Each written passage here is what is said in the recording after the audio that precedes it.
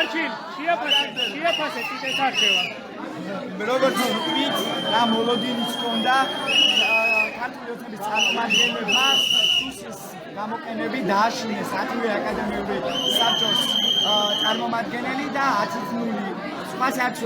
ცველოდი, იმიტომ რომ ეს უნივერსიტეტი უნდა გახადონ სწორედ ქართული ოცნების შტაბი, რათა დაიწყონ რეპრესიები და ჩვენ სტუდენტები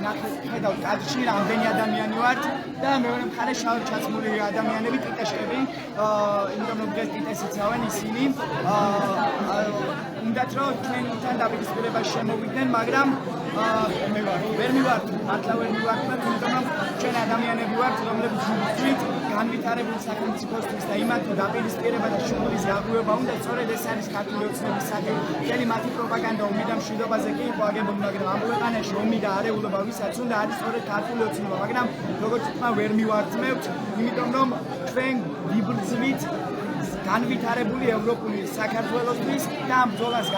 გავაგრძელებთ მანაც სანამ ივანიშვილის დიქტატურული რეჟიმი არ ჩამოიშლება და შემდეგ როცა უკვე გავიმარჯვებთ ამ უნივერსიტეტსაც დავაბრუნებთ ევროპულ ღირსებზე.